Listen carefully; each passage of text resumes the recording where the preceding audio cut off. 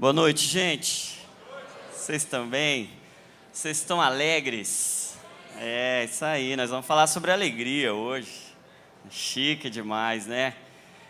Gente, eu tô hoje com uma sensação estranha, assim, sabe? Porque cada vez que eu olho assim no horizonte, eu vejo alguém que eu tô com muita vontade de abraçar, que faz tempo que eu não dou um abraço, assim, sabe? Aí eu olho assim, eu vejo Pedrinho, eu vi a Kelly, aí eu olho assim e falo, meu Deus do céu, que saudade, que vontade de abraçar, meu Deus.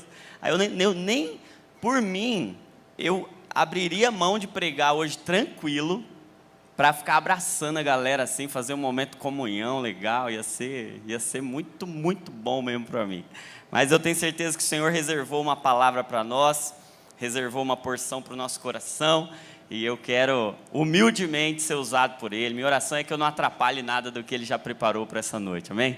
Eu tenho certeza que Ele assim o fará. Bom, eu sei que tem bastante gente aqui que eu conheço há algum tempo já, alguns desde bastante tempo mesmo, mas tem bastante gente que a gente ainda não se conhece, então eu vou me apresentar assim para você. Meu nome é Jonatas, eu tenho 36 anos, eu sou da mesma categoria de base do Tiago, a gente vem da mesma safra, e é uma safra boa, né? Safra 86 ali, grandes talentos, né? E eu sou casado com a Jéssica, como o Tiago disse, a gente tem 10 anos de casado, por enquanto, mas a gente vai bater aí o recorde que der para bater nessa terra aqui, a gente vai bater. E a gente tem duas menininhas, a Mariá, eu disse de manhã, né, que eu coloquei um apelido na Mariá de Mariavilhosa quando ela nasceu, né? Chique, né? Aí quando nasceu a segunda, a Lívia, aí eu coloquei o apelido nas duas de Mariá Liviosas. Fala aí. Ó. Aí agora eu estou numa enrascada, porque nós descobrimos há poucos dias atrás, e eu só estou contando isso para os íntimos, então fiquem bem privilegiados, que nós estamos esperando nossa terceira flechinha, hein? Uou! Glória a Deus! Então, só para os íntimos, então, ó. Tem alguém assistindo online? Vai ter que virar íntimo meu agora, para poder saber, né? Nós estamos muito felizes, gratos ao Senhor. O Senhor está enchendo a nossa aljava. Eu acho que agora encheu. Eu acho que deu. Acho que agora não cabe mais, mas se Ele quiser alargar a nossa aljava para mandar mais, né, vai ser muito bom. Filhos são herança do Senhor, né? O povo está dizendo por aí hoje que filhos dão gastos. A Bíblia diz que filho é galardão, né? O povo está dizendo aí que filho dá trabalho, e a Bíblia diz que filho é herança, que bem-aventurado, feliz, e filho não deixa você aproveitar a vida. A Bíblia diz que filhos são bem-aventuranças, bem-aventurado o homem que enche deles a sua aljava. Então, amor, se prepara aí. Não, já foi graça demais de Deus assim esse terceiro, foi bondade do Senhor. Mas gente, vamos continuar falando sobre Filipenses, essa carta da alegria, e eu quero convidar você a abrir a sua Bíblia em Filipenses no capítulo 3, Filipenses capítulo 3, no verso 1. A gente vai falar bastante sobre alegria, Filipenses 3, nós vamos ler só o 1 por enquanto, e aí depois a gente vai lendo os demais versos. Filipenses capítulo 3, verso 1, está escrito assim: finalmente, meus irmãos, alegrem-se no Senhor. Escrever de novo as mesmas coisas não é cansativo para mim e é uma segurança para vocês. Eu vou ler de novo. Finalmente, meus irmãos, alegrem-se no Senhor. Escrever de novo as mesmas coisas não é cansativo para mim e é uma segurança para vocês. Feche seus olhos, Pai, essa é a Tua palavra. Tua palavra é viva e é eficaz, a Tua palavra é mais penetrante do que uma espada afiada de 2 gumes, Pai. Só a Tua palavra é apta para discernir pensamentos e intenções do coração. É só a Tua palavra que vai na transição, que vai na divisa da alma e do espírito, Pai. Só a Tua palavra cria o que não existe. É por meio da Tua palavra, quando o Senhor diz haja, já ouve, as coisas que não são se tornam, Pai. Nada nessa terra é tão poderosa quanto a Tua palavra, uma só, uma palavra que seja, muda a nossa vida para sempre, liberta dos cativeiros e nos faz experimentar o melhor do Senhor e nos faz viver a alegria verdadeira, Pai. Obrigado por essa palavra, habita nesse ambiente, faz-se presente em nós para a glória do Teu nome, em nome de Jesus, amém e amém. Irmãos, essa carta aos Filipenses, eu sei que vocês já vêm estudando ao longo dos últimos domingos, os últimos 2 domingos. Ela é uma carta à igreja de Filipos, e a igreja de Filipos é uma igreja que já nasce de um jeito peculiar. Eu não sei se vocês lembram, lá em Atos 16, Paulo está viajando em uma viagem missionária e ele tem o objetivo de ir para a Ásia. E aí o Senhor o impede. O Senhor diz: não vai. O Senhor fecha a porta. E aí, interessante isso, né? Como é que Deus fecha a porta para uma obra tão linda, para uma obra missionária? Ele quer levar o evangelho na Ásia e Deus impede. E Deus diz não. Deus diz não para uma obra linda, para uma igreja que Ele está querendo plantar em um determinado lugar.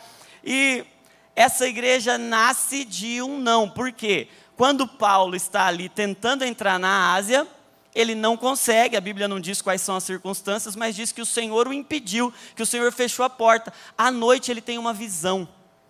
E nessa visão o homem diz: passa a Macedônia e nos ajuda. E é lá na Macedônia que está Filipos, e é assim que nasce a igreja de Filipos. É uma igreja que nasce de um não de Deus. A igreja já nasce assim, né? E quantas coisas boas não nascem de nãos de Deus, né? Quando Deus diz não, para a gente é tão difícil, para a gente é tão doloroso, mas são os nãos de Deus as suas maiores misericórdias para nós.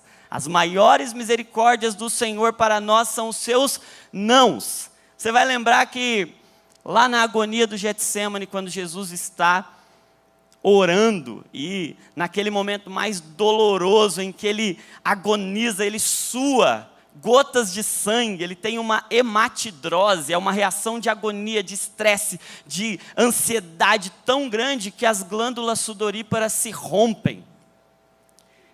Os vasos sanguíneos das glândulas sudoríparas se rompem e ele começa a sangrar nas gotas de suor. Essa reação de agonia tão intensa, ele diz: Pai, se possível, passa de mim esse cálice. E o Senhor diz o quê? Não. O Senhor diz não para o próprio Filho, porque Ele estava dizendo sim para nós. Porque Ele estava dizendo sim para toda a humanidade que precisava daquele não. O Senhor estava dizendo sim para Paulo entrar na Ásia, não para entrar na Ásia, porque Ele estava dizendo sim para Filipos. Sabe quando Deus quer usar a gente para dizer um não? Porque esse não vai ser um sim para nós e para tantos outros que precisam da manifestação da misericórdia do Senhor. Mas poucos têm a maturidade para ouvir o não de Deus, para descansar no não de Deus. Mas a realidade é que essa carta agora, para essa igreja que nasce de uma frustração, é uma carta que o contexto é frustrante. Porque vocês já ouviram ao longo das últimas semanas que havia um desentendimento, havia um conflito, havia uma divisão naquela igreja. 2 irmãs muito queridas, Evódia e Sintique, elas estavam em um momento turbulento, conturbado, e o pior de tudo, quem está escrevendo a carta está preso. Quem escreve a carta para Filipos, para os filipenses, está preso. E aí, gente, é interessante a gente pensar que a carta tem uma temática, alegria. E o contexto da igreja é um contexto de frustração. É um contexto de sofrimento, é um contexto de não. Ela nasce no não e vai sendo agora regada a nãos. Mas como vocês já ouviram ao longo das últimas semanas, o Senhor quer que a gente encontre uma alegria muito mais profunda do que a alegria da boa vida. E a alegria do egoísmo, do pensar em si mesmo. E Há uma verdade aqui, a verdadeira alegria, ela nasce da nossa frustração. Ela nasce da frustração dos nossos planos, sabe por quê? Porque a Bíblia vai nos dizer que os planos de Deus, ou os pensamentos de Deus, são muito mais altos do que os nossos. Então só tem um jeito da gente viver a vontade de Deus, é se Ele frustrar a nossa, sim ou não? O único jeito da gente viver o melhor é se Deus não deixar a gente viver o que a gente quer. É se orações nossas não forem atendidas. Se Deus disser não. Como Ele disse para Maria e para Marta quando Lázaro está enfermo. E o que a demora de Deus significa? Não vou agora, porque eu não quero curar. Porque curar é uma coisa. Ressuscitar é outra coisa. E ressuscitar traz muito mais glória para Deus do que curar. Então, para os amigos, Ele pode dizer não. Para os amigos, a demora de Deus é a eternidade tocando e ensinando a gente a confiar e a descansar nele. Então, é uma carta que nasce da prisão, da frustração. E a prisão é uma coisa interessante, né? Porque parece pra gente que a prisão limita a gente de expandir, sim ou não?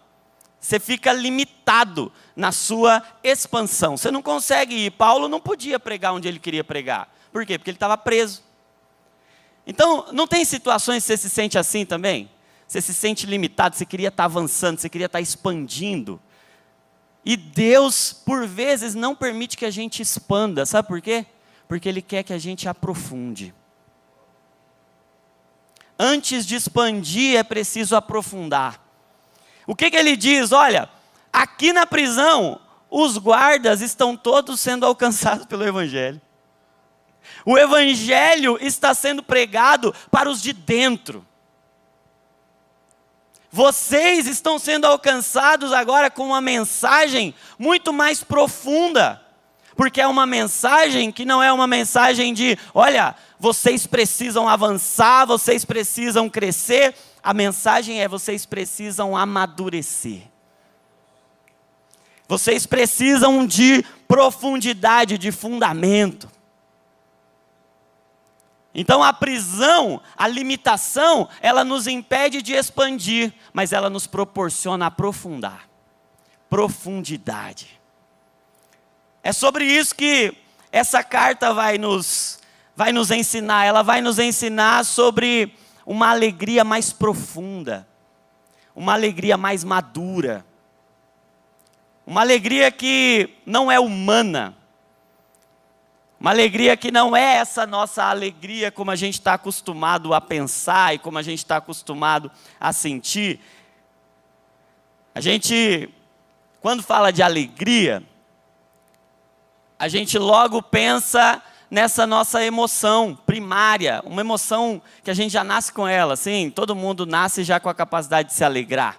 A gente tem 5 emoções primárias que a gente já nasce com elas. Amor, alegria, perdão, não é o amor.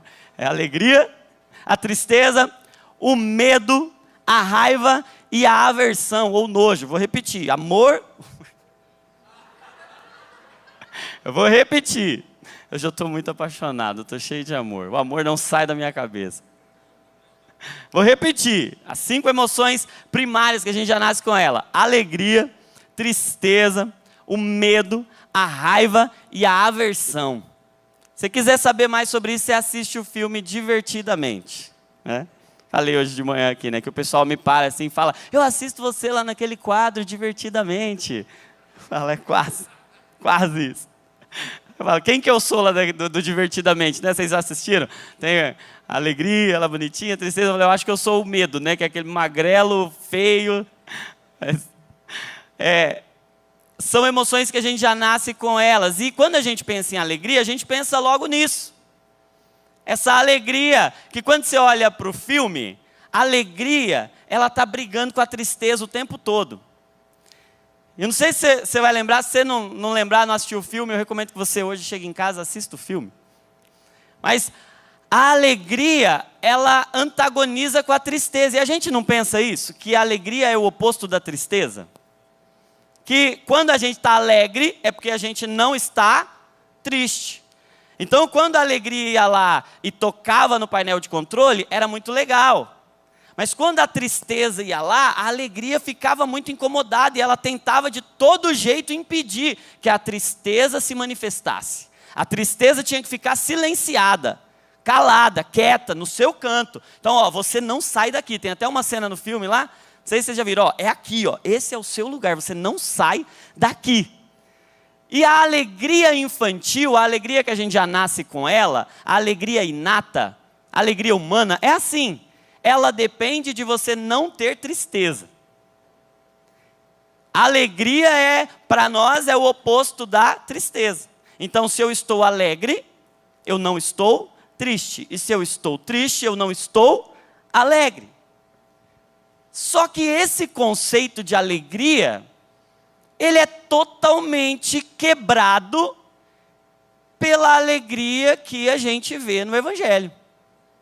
E quando a gente está falando dessa carta aqui, que é uma carta escrita de dentro da prisão, para uma igreja que nasce da frustração e que está frustrada, o ambiente é de tristeza. Agora, olha como Jesus vem trazer alegria para a gente. Olha que doideira. Cabeça de Jesus. Pensa nisso. Jesus vem e diz assim: bem-aventurados os que choram, porque eles serão consolados. Bem-aventurado ali é uma expressão que pode ser traduzida também como felizes. Sim? Então o que Jesus está dizendo? Felizes os tristes. Porque se você está chorando a ponto de precisar ser consolado, porque você pensar assim, não, está chorando de alegria, então não precisa de consolo. Mas se você está chorando a ponto de precisar de um consolo, é porque você está triste. E o que está sendo trazido por Jesus? É que a alegria imatura é a ausência de tristeza. A alegria humana, que a gente já nasce com ela, é a ausência de tristeza. Mas a alegria do Evangelho, essa alegria madura, essa alegria espiritual, não é a ausência de tristeza, é a certeza da presença do consolo. Não é você não vai sofrer. É quando você chorar, eu vou enxugar as suas lágrimas.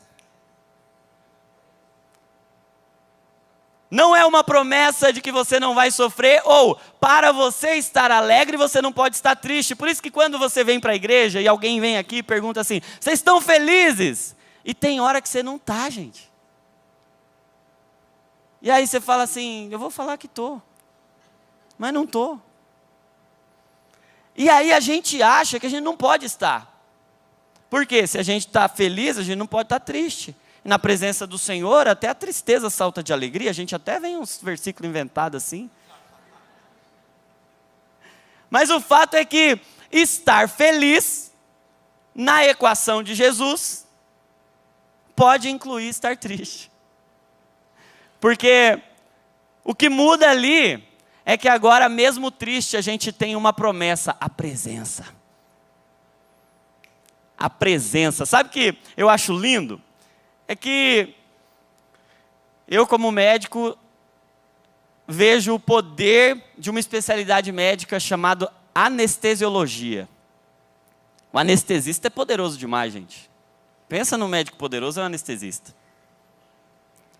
E seria muito mais legal, muito mais atraente, seria muito mais fácil da gente pregar o evangelho se Jesus tivesse dito assim: eu vou, mas eu não vou deixar vocês sozinhos, eu deixarei o anestesista.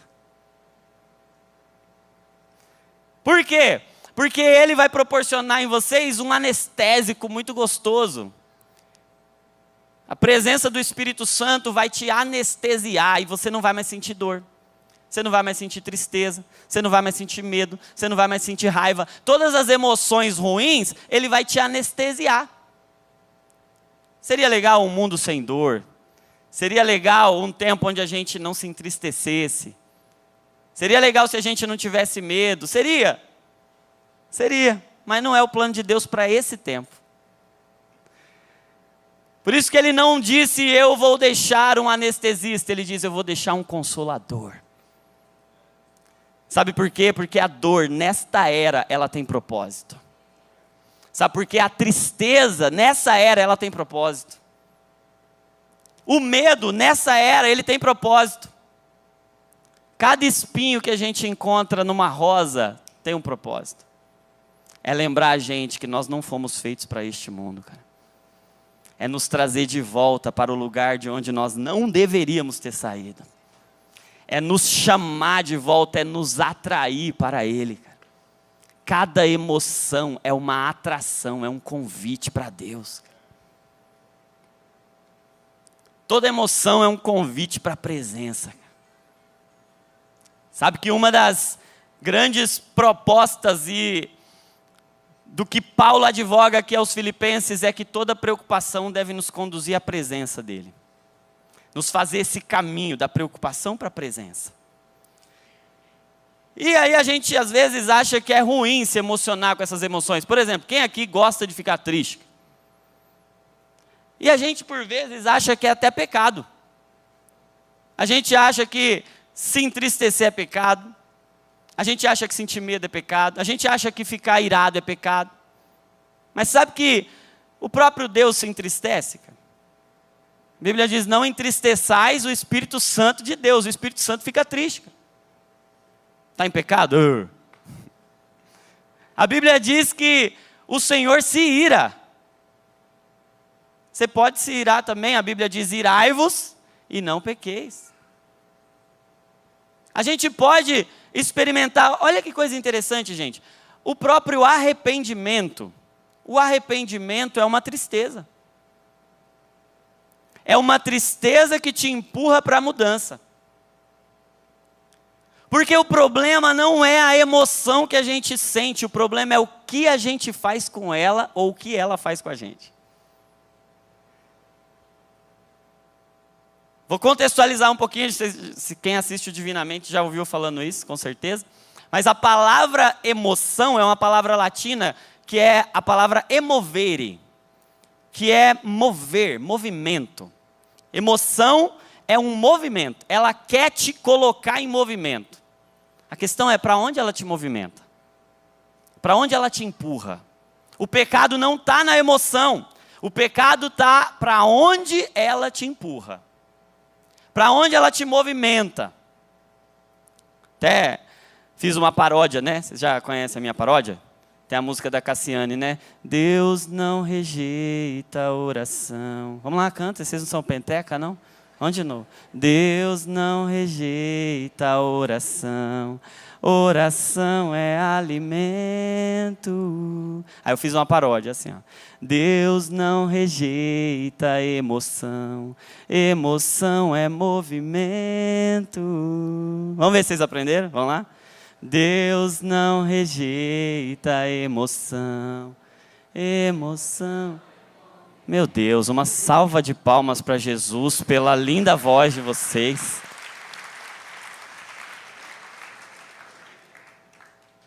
A questão é para onde ela vai nos movimentar? Porque o arrependimento é uma tristeza que movimenta a gente para a mudança. Existe tristeza que opera para a vida e existe tristeza que opera para a morte. Mas o que a gente faz na nossa imaturidade? A gente diz assim, não, eu não posso ficar triste, tristeza fica aqui. E eu vou reprimindo cada emoção ruim, porque eu acho que não condiz com o Evangelho. E aí a gente vai vivendo nesse mecanismo que durante muito tempo a gente achou que era o certo. E hoje, graças a Deus, o Senhor tem aberto os nossos olhos. Que o caminho do Evangelho não é sobre reprimir as nossas emoções. É redimir as nossas emoções.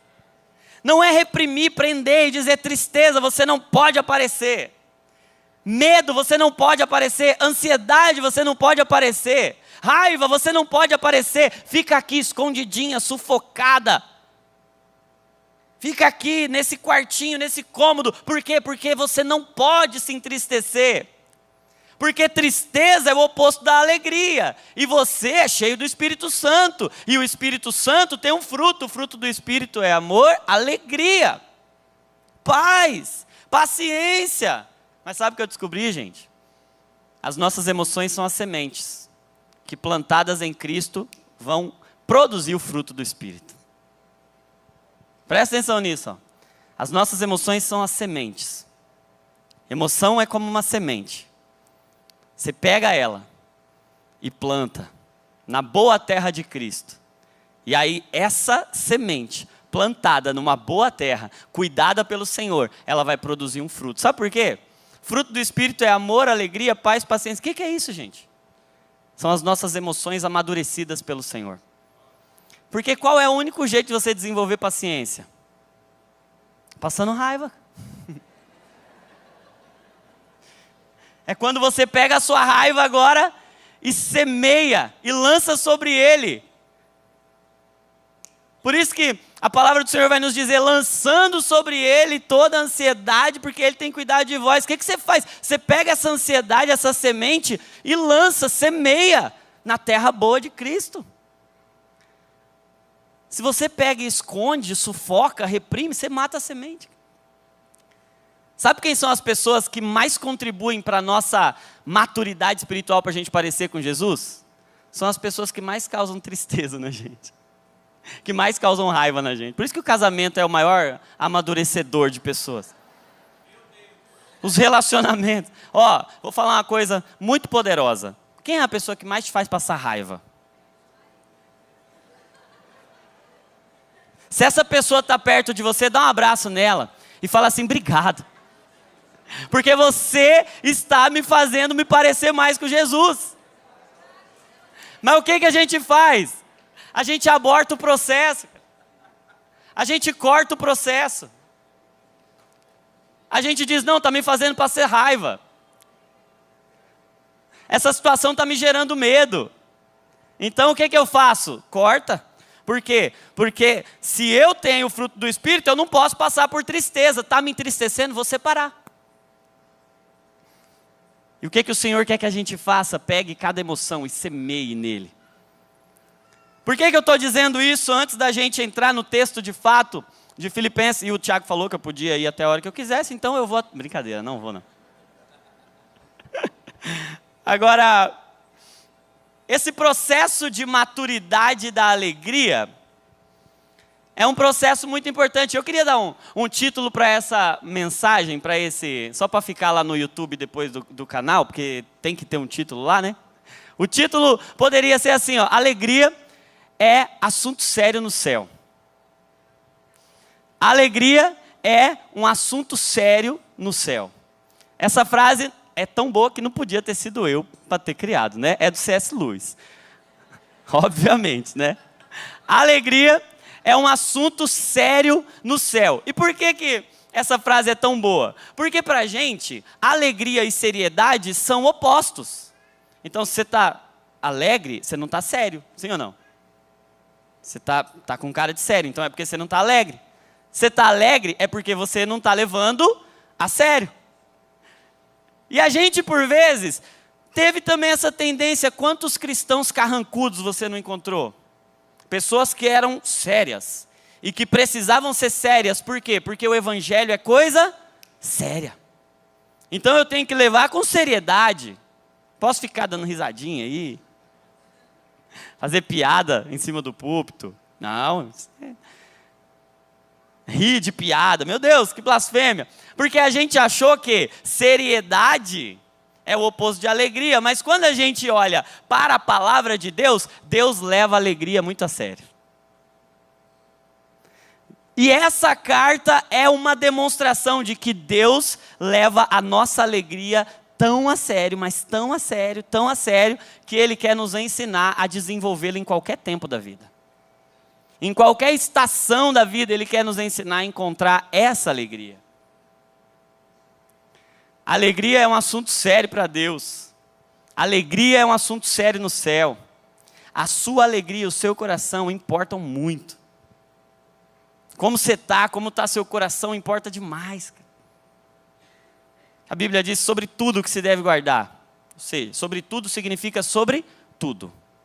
Entendeu? No original ali a palavra tudo significa tudo. Sobre tudo que você deve guardar, guarda o seu coração. Por quê? Porque dele depende toda a sua vida. Provérbios 15, 13 diz assim: o coração alegre, ele aformoseia o rosto. Olha o rosto do Busato, cara. Alegre, cara. Alegre, aformoseia. Por quê? Olha o princípio. O que acontece no nosso coração se manifesta no nosso exterior. O que acontece no nosso coração transcende para o nosso físico, para o nosso exterior, para o nosso corpo. Quantas doenças que a gente não tem, que a gente chama de psicossomáticas? O que é isso, cara? É um problema da alma, da psique, do coração, que se exterioriza, que se manifesta no corpo. Agora, a continuação do versículo 13 de Provérbios 15 diz: o coração abatido, ele oprime o espírito. Pensa nisso, cara. Coração alegre se manifesta e ele impacta, ele influencia o seu corpo. Mas o coração abatido, ele impacta, ele influencia o seu espírito, cara. Existem opressões espirituais que não são demônio. São uma alma abatida, cara. Aí o cara fala: é demônio, tem que orar para expulsar. E por vezes, o que tem que fazer é cuidar das emoções, cara. É transicionar essas emoções, amadurecer essas emoções, é entrar num processo e aceitar esse processo com alegria. Com alegria. Eu gosto de dizer que emoção não é demônio, emoção é hormônio. Porque todo mundo tem, é uma onda química que vem, é natural, a gente precisa delas, são matéria-prima de Deus, são sementes. Mas Deus quer nos conduzir para um lugar além, sobrenatural. E sabe o que é sobrenatural? As coisas do Espírito, elas não são antinaturais. A gente por vezes tem uma tendência de achar que o Espírito é uma coisa, e o oposto daquilo é a matéria. Então, a gente tem a tendência de achar que o que é espiritual é antinatural. Mas deixa eu dizer, presta atenção, isso aqui é difícil de entender às vezes. Tem hora que eu demorei uns 6 meses para entender isso aqui. Que o que é espiritual é sobrenatural, não antinatural. Qual que é a diferença de sobrenatural para antinatural? É que o antinatural tira o natural da jogada. Então, se é espiritual, não é natural. Ok? O que é o espiritual? Não é o antinatural, é o sobrenatural.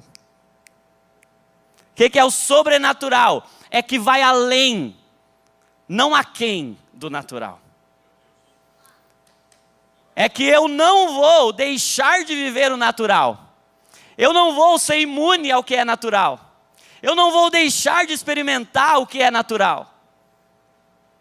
Mas eu não vou parar ali, eu vou além, eu vou ao sobrenatural. O convite de Jesus não é viva menos, viva aquém, não faça o que você poderia fazer. O chamado do Evangelho é vá além. Faça o que agora você não poderia fazer. Eu, quando eu era criança, eu tinha um entendimento do Evangelho assim: porque você é cristão, você não pode ir em alguns lugares. Porque você é cristão, você não pode fazer algumas coisas. Era o Evangelho do aquém. Mas o que eu descobri? Que o Evangelho não é uma mensagem do que eu não posso fazer. O Evangelho é uma mensagem do que agora eu posso fazer. De lugares que agora eu posso entrar. De acessos que antes eu não tinha, agora eu tenho. É o sobrenatural, vai além do natural. Por isso, eu posso tomar remédio, eu posso tirar a pedra. Eu posso fazer terapia, eu posso fazer tudo que é natural. Mas eu vou além. Eu tenho o sobrenatural. Sabe que há uma frase que eu gosto muito, né? Que a fé, ela não é a morte da razão, nem a morte da emoção. A fé é o descanso da razão e o descanso da emoção. Pensa na profundidade disso. A fé não mata a nossa razão e não mata a nossa emoção. Ela apenas nos dá um lugar de descanso. Porque a gente pensa, a gente vai até o nosso limite, a gente fala, cansei. Aí nesse momento a gente pode descansar num Deus que vai além da medicina, vai além dos nossos conhecimentos, vai além do natural, Ele é sobrenatural. A gente vive intensamente, mas a gente chega no limite e a gente não desespera. Porque o Evangelho é sobrenatural. Uou! Agora, eu queria nesse texto de Filipenses, nesses 9 minutos que restam, ou mais, dependendo da benevolência de vocês. Não, mas eu preciso, gente, começar a pregar em 40 minutos, cara. Gente, eu não me conformo, eu não consigo, cara. A Jéssica está no trabalho comigo, assim, no discipulado forte. E aí eu gasto ainda uns minutos falando disso, aí eu perco mais minutos ainda. Tem misericórdia de mim, Senhor. Orem por mim, gente, orem por mim. Eu quero mostrar para vocês, dentro desse texto de Filipenses 3 transições, são 3 marcos, são 3 lugares em que a nossa alegria entra nesse processo de maturidade, de expansão, e ela deixa de ser infantil, deixa de ser natural e se torna uma alegria sobrenatural. Essa alegria que Paulo está dizendo, alegrai-vos no Senhor, não é a alegria natural do comecinho do divertidamente. Essa alegria é uma alegria sobrenatural. Eu quero mostrar para você, dentro desse texto de Filipenses 3, os 3 marcos, as 3 divisas em que a gente passa por elas. São 3 portais, 3 acessos, 3 lugares em que a gente entra dentro deles, e quando a gente entra dentro desses lugares, a gente experimenta a alegria sobrenatural. Quais são esses lugares? Primeiro portal, primeiro lugar de transição, primeiro marco onde a alegria se torna sobrenatural. Filipenses 3, do 7 ao 9, o texto vai dizer assim, que Paulo considera como perda todas as coisas. Se você puder deixar sua Bíblia aberta nesse texto, ele diz assim, o que para mim era lucro, e ele está falando do seu currículo. Ele está dizendo da sua genealogia, da sua tribo, do seu currículo de fariseu, da tribo de Benjamim, israelita, sangue puro assim, um cara que tinha tudo, uma bagagem, uma história muito digna de louvor, mas ele diz assim, o que para mim era ganho, o que para mim era lucro, eu agora considero como perda, por causa de Cristo. Mais do que isso, eu considero tudo como perda, comparado com a suprema grandeza do conhecimento de Cristo Jesus, meu Senhor, por quem eu perdi todas as coisas.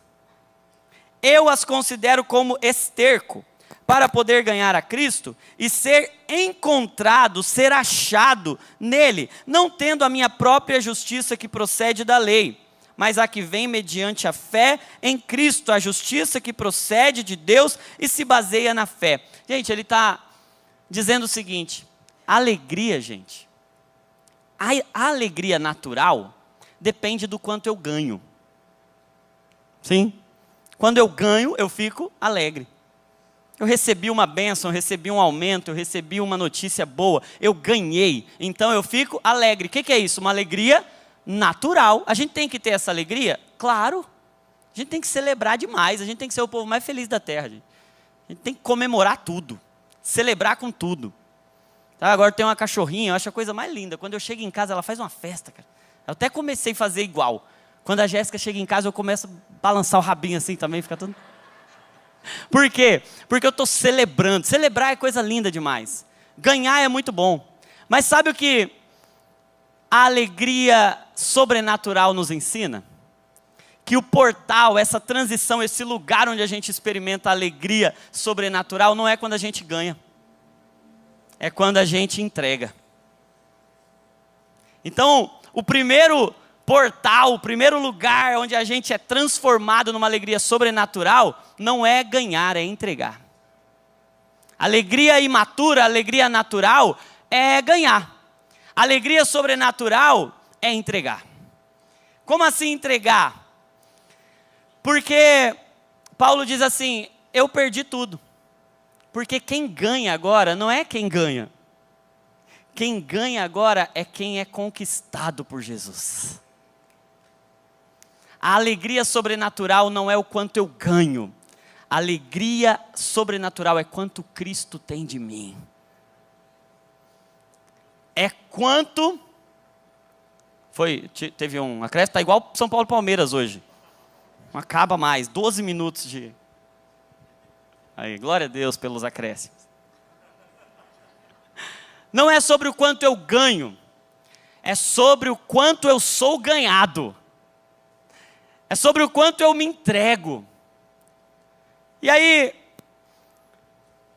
se não é sobre o quanto eu conquisto, mas sobre o quanto eu sou conquistado por Jesus, eu lembro que algumas vezes o Senhor apareceu para alguém e essas pessoas tiveram algumas perdas.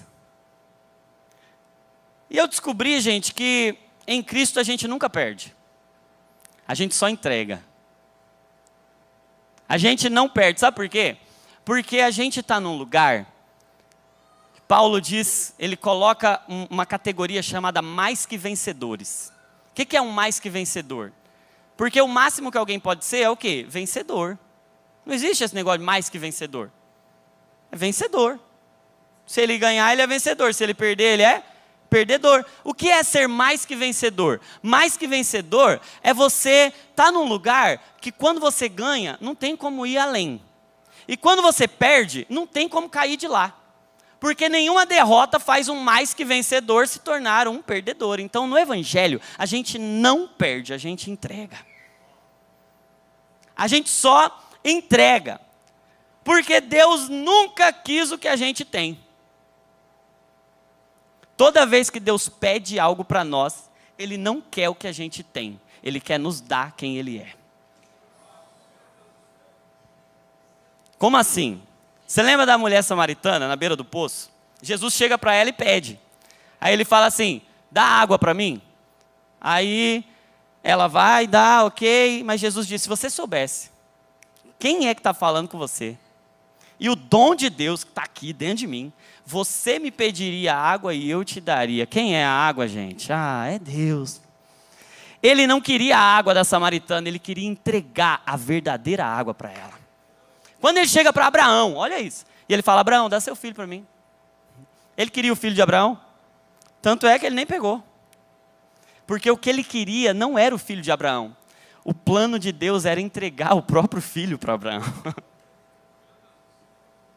Era entregar o filho não por Abraão, mas por toda a humanidade. Mas quando Deus nos pede alguma coisa, Ele não quer o que a gente tem. Ele quer dar o que a gente não tem. Ele não quer dar apenas o que a gente não tem. Ele quer dar quem a gente não tem. Ele quer dar Ele para nós. Agora, é tão lindo isso, que a gente pode olhar para o Evangelho como um lugar que não nos falta mais nada. Por isso que o Salmo 23 vai dizer, o Senhor é o meu pastor e de nada eu tenho falta. Não me falta mais nada. Porque no Evangelho, o que me falta não é o que eu ainda não recebi. No Evangelho, o que me falta é o que eu ainda não entreguei. Lembra do jovem rico? O jovem rico tinha tudo, não tinha? O cara tinha tudo. Rico. Devia ser bonito. O cara tinha uma conduta moral excelente, religiosa excelente. Ele chega para Jesus e fala, está faltando alguma coisa, por que eu tenho que fazer ainda? E aí Jesus diz, entrega tudo. Por quê? Porque o que falta não é o que você ainda não recebeu. O que falta é o que você ainda não entregou. Sabe que a falta que tem aí dentro do seu coração não vai ser preenchida quando você receber alguma coisa. A falta que tem aí dentro do seu coração vai ser preenchida quando você entregar. Porque o Evangelho é esse lugar onde a gente é mais que vencedor. Não tem como cair desse lugar. E quando a gente ainda está em falta, é porque a gente ainda não entregou. Vocês lembram de Jacó? Jacó segurou o anjo e não quis soltar. Jacó lutou com Deus. E a Bíblia diz que Jacó prevaleceu. Ou seja, na nossa linguagem, Jacó ganhou. Mas tem como ganhar de Deus, gente? Tanto é que ele saiu todo desconjuntado, sim ou não? A Bíblia diz que ele saiu mancando, todo desconjuntado. Ele ganhou de Deus? Sabe o que aconteceu ali? Jacó venceu porque ele perdeu. Porque ele entrou Jacó e saiu Israel. Jacó morreu ali. Nasceu Israel, cara. Ele entregou Jacó e recebeu Israel. Porque a alegria de verdade não é sobre receber. A alegria de verdade é ser como Cristo. Ele, mesmo sendo Deus, não teve por usurpação ser igual a Deus, mas o que ele fez? Se entregou. Esvaziou-se. Ele entregou tudo, porque a alegria de verdade não é sobre o que eu ganho. A alegria de verdade é o ser conquistado pelo Senhor. Segundo, no verso 10 e 11, ele vai trazer um outro portal, um outro lugar, um outro marco. E ele diz assim, no 9 ele está dizendo que eu seja conquistado pelo Senhor, para que eu possa conhecê-lo e eu possa experimentar a virtude da sua ressurreição.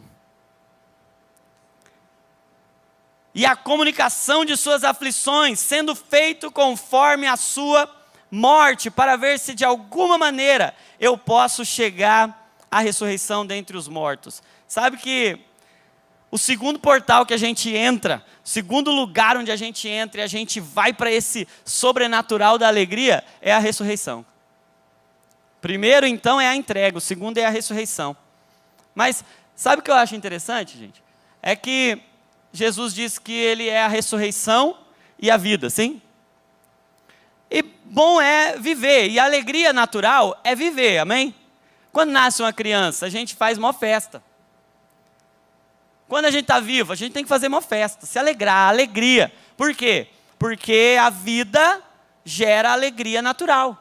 A gente se alegra por estar vivo. Mas a alegria sobrenatural, ela traz um outro componente.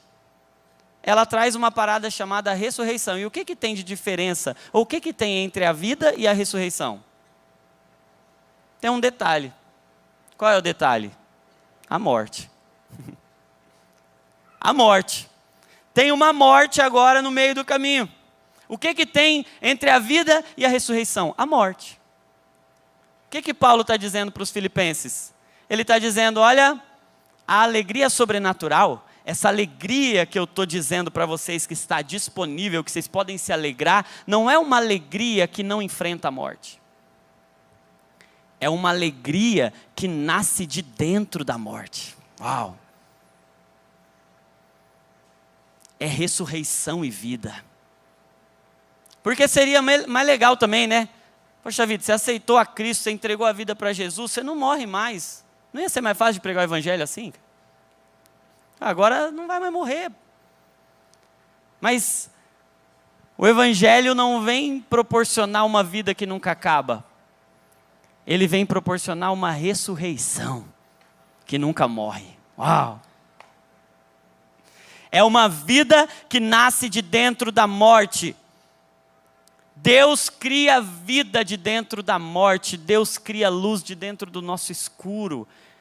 E não sei quantos tiveram a oportunidade de assistir o meu testemunho lá no podcast com o Douglas. Quem não assistiu, assiste lá depois. Porque a frase que marca a minha vida e a experiência que marca a minha vida é que o meu encontro com Jesus não foi entregando a minha vida para o Senhor. Eu não tinha uma vida para entregar. Eu só via morte na minha frente. E para todo mundo não tinha solução. Para mim não tinha solução. Para mim a única solução era a morte. Mas sabe o que eu descobri? Que no Evangelho ele aceita a morte também. Porque para a gente a morte é o fim. Mas para ele, a morte é o começo. Ele é o alfa e o ômega. Sabe o que é isso? Ele é o princípio e o fim. Ele pega o nosso fim e transforma no começo. Às vezes você só tem morte para entregar. E aí você chega e fala, eu não tenho nada bom. Ele fala, não precisa ser bom. Eu entendi uma coisa de Jesus. Não precisa ser bom e não precisa ser muito. Só precisa ser tudo. Ele não precisa que o que você tem seja muito. Ele não precisa que o que você tem seja bom. Ele só precisa que seja tudo, mesmo que seja a morte. Entrega tudo. Porque a morte, para ele, não é mais o fim. Porque a morte para ele é a maior pregadora do Evangelho. Porque não existe ressurreição sem morte. Ele enfrentou a morte. Ele foi obediente até a morte. Morte de cruz. Sabe por quê? Porque a gente não vence aquilo que a gente não enfrenta. Lázaro é uma pregação viva do Evangelho. Por quê? Porque ele enfrentou a morte.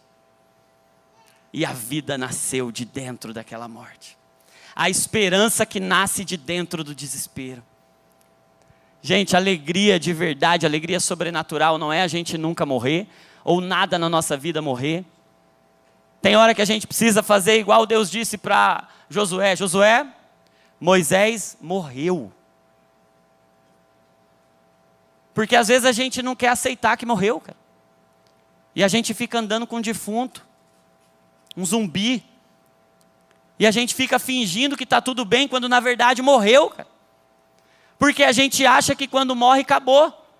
Mas como é bom quando a gente entende que o Evangelho é essa promessa de que a vida vence a morte. E de que a gente pode morrer todos os dias. Ele diz, quem quiser vir após mim, negue-se a si mesmo, tome a sua cruz. Sabe o que é tomar a sua cruz? É morra. Porque a gente só ressuscita, e é isso que Paulo está dizendo. Ele está dizendo, eu quero que agora vocês experimentem uma alegria que é semelhante à ressurreição de Cristo. Porque deixa eu dizer uma coisa para você, e nós vamos encerrar, nós não vamos nem para o terceiro. Pode? Então eu vou falar. Eu falei só, era uma jogada. Eu cavei, entendeu? Eu joguei na frente e dei o corpo. Falei, vamos ver se alguém encosta. Se encostar, eu me jogo. Fiz muito gol no Thiago, gente. Brincadeira. Cadê? O cara que mais pegou bola minha. O goleiro mais difícil de ser ultrapassado, de ser vazado. Agora, até perdi o que eu estava falando. Não, sabe o que eu percebi, gente? Que se Cristo, ou melhor, se o poder de Deus ressuscitou a Cristo dentre os mortos, Ele pode ressuscitar qualquer um de nós aqui. Ele pode ressuscitar seu casamento. Ele pode ressuscitar suas emoções. Tem hora que você está lutando, falando, não está morto não. Não estou morto não. Não, eu estou bem. Mas sabe o que a gente precisa mesmo? Tem hora que o que a gente precisa é dizer, Senhor, está ruim mesmo. Senhor, morreu. Meu casamento está quase morto. Meu casamento está morto. Senhor, já está cheirando mal. A coisa está difícil. Porque a gente tem medo de expor o mau cheiro quando o Evangelho vem dizer, ei, não tem problema. Porque quando o bom cheiro de Cristo, o bom perfume de Cristo encontra o nosso mau cheiro, sabe o que sai de lá? A ressurreição. Porque quando a nossa fraqueza encontra o poder de Deus, sabe o que aparece lá? A virtude. Vocês lembram da mulher do fluxo de sangue? O que ela tinha? Fraqueza, sujeira. Ela era impura. Perante a lei ela nem podia estar lá. Mas a morte dela encosta na vida de Jesus. Quando a nossa morte encontra na vida de Jesus, Jesus diz, saiu virtude. Quando a nossa fraqueza encontra o poder de Deus, sai de lá virtude. A gente tem que parar de esconder a fraqueza, entregar a fraqueza e dizer: morreu mesmo.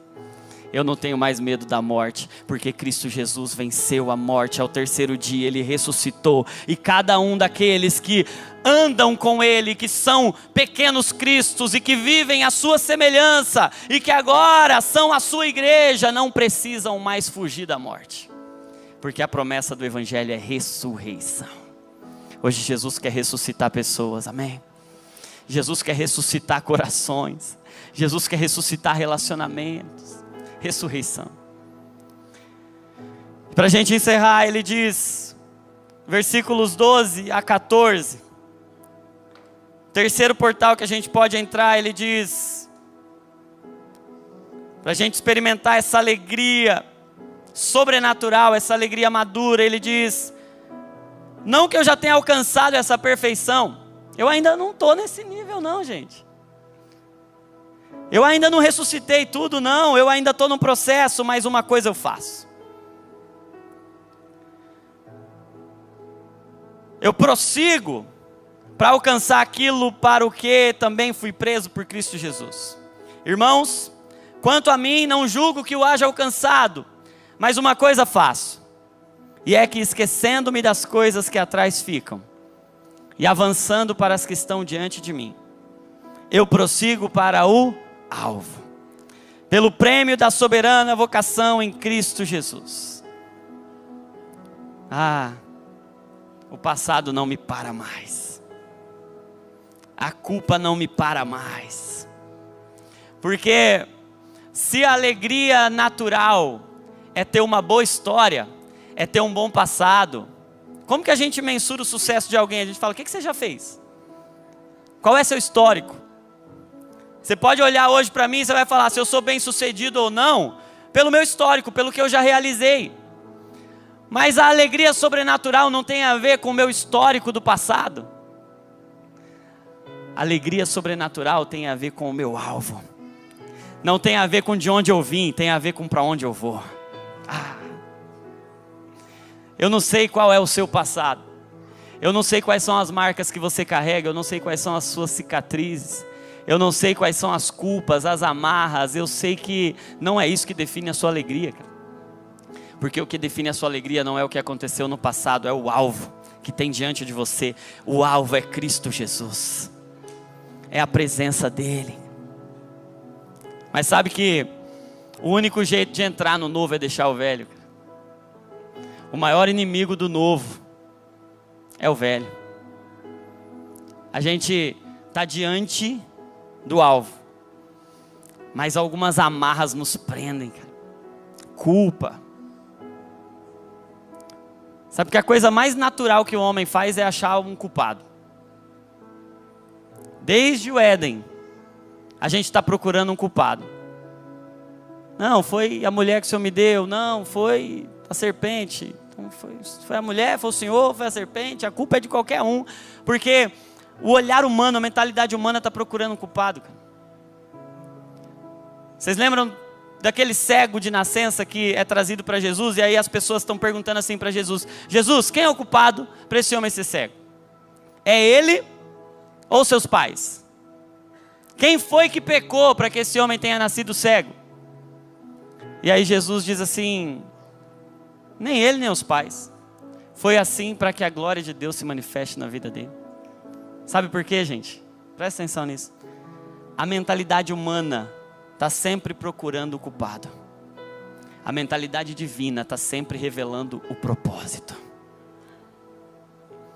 Enquanto a gente está lá, a culpa é dos meus pais, a culpa é da esposa, a culpa é do marido, a culpa é do chefe, a culpa é daquela traição que eu sofri, a culpa é da rejeição que eu sofri, a culpa é disso, a culpa é daquilo outro, e a gente fica procurando culpados. O Senhor está querendo revelar o propósito, o alvo é Cristo. O que define a nossa alegria não é de onde a gente veio, é para onde a gente está indo, é o alvo. Para isso, eu deixo as coisas que para trás ficam. Sabe que a maior libertação que pode acontecer não é uma libertação de demônio. A maior libertação que pode acontecer hoje é a gente ser liberto das amarras do passado. É isso que o Senhor quer fazer com a gente hoje, amém? Quero te convidar a se colocar de pé. Há uma alegria sobrenatural do Senhor nessa noite.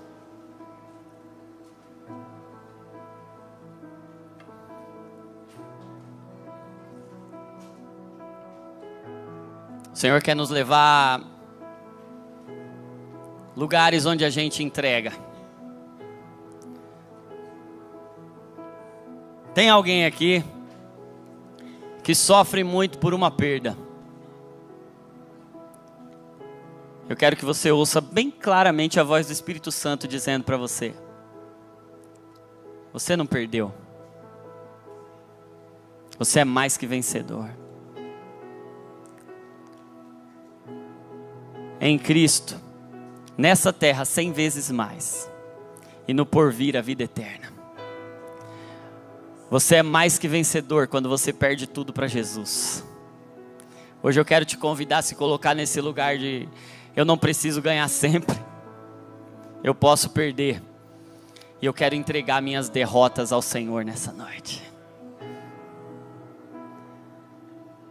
Há alguém aqui que está carregando uma morte dentro de si, está carregando um peso de morte dentro de si, mas eu tenho uma boa notícia: a ressurreição chegou nesse lugar.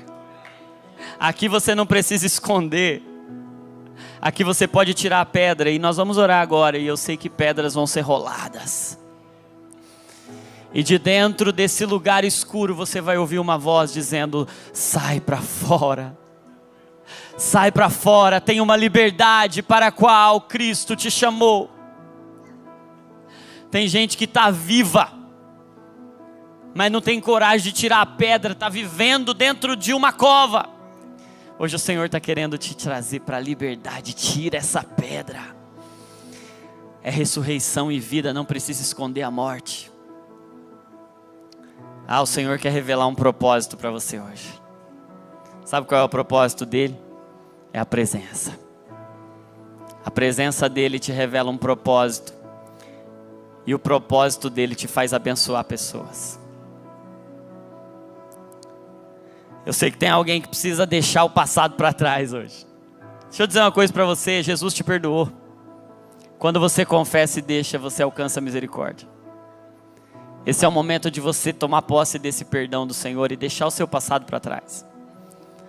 Tinha gente que estava presa, sabe? Não estava avançando, sabe por quê? Porque não conseguia desgrudar do passado, porque estava igual a mulher de Ló, estatizado. Lá uma estatuazinha. Mas hoje o Senhor quer te libertar das amarras do passado, para te levar a esse lugar. O que importa não é o que passou, o que importa é para onde eu estou indo. Eu prossigo para o alvo, para o prêmio da soberana vocação em Cristo Jesus.